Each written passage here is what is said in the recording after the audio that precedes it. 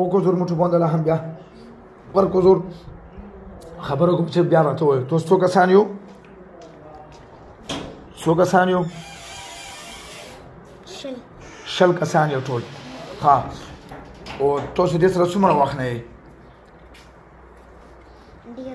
ډېر وخت نه او څه تکلیف ورکوو دې ته دا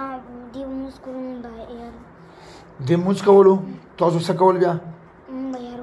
دا به تاسو یاروله ولې یارو ده د خواړه ماشوم ولې یارو تاسو مسلمان نه یو مسلمان داسې کوي ها ته نری که ښځه یې ښځه او ستا زوی شته زوی د تکلیف ورکوي ورته نه زه ته ولې تکلیف ورکوي زوی د څه نوم دی څه نوم واخیستو زوی والا نوم څه دی حیوان او تاسو ولې څه نوم دی چې ته کوم دی بدن کې تاسو څه نوم دی تاسو ولې نوم څه دی روا او ته دې سره مونځ کې یاروي او نور به څه کوي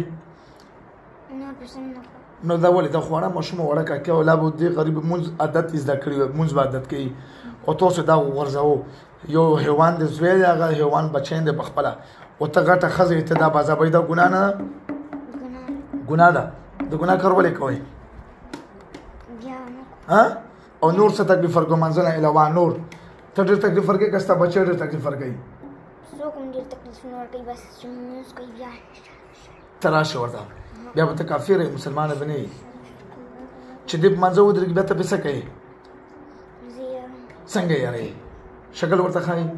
خپل شکل ورته نه ښایي د څه شکل ورته ښایي د دې مور ولې مور یې مړه نو مور نه بیا دې څنګه یاریږي د مور شکل ورته څنګه جوړوي بیا دې چې مور وي نو بیا دې باندې څه وشي په ژړا شي په ژړا شي چغې وایي بیا دې مونځ پاتې شي دې بیا مونځ کوي او تاسو تکلیف ورکوو څنګه جړې لګیا راته وجړو څنګه یې جړو وی جړو ما تعالی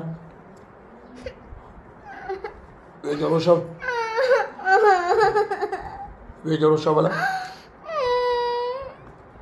داسې جړوئ او چغې پې وهو چغې پې وهئ څنګه پې جړوئ چغې وهئ پې وغه چغې پې وهو وهو پې او بله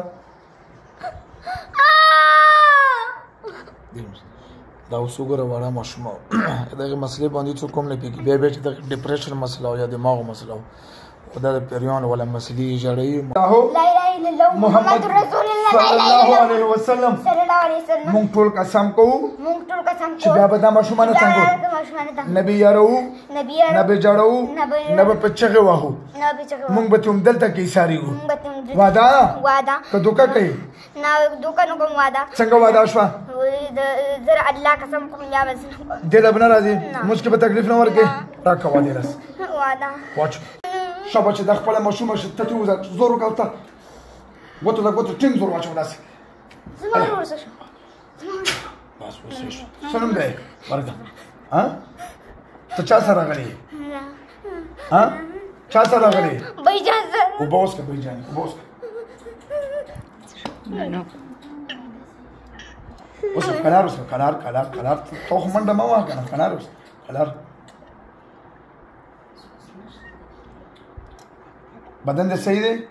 دروند خو نه دی ته چېرته راغلې ته ما نه پېژنې دا وګوره دغه سره پته نشته غریب له تاله پته نشته بچه چېرته راغلې پېښور ته راغلې دا پېښور دی وګوره موبایل ته چېرته راغلې تاله پته نشته دلته راغلې ته خو دلته چغې نه دي والې هېڅ هم نه یې کړي دا وکتو دا د جناتو خبیث دا څومره وړه ماشومه او غټو پیریانو رانیول الله به شفا ورکړي ټیک شو انشاءالله بچی ښه بس باندې کښېنه بچی دلته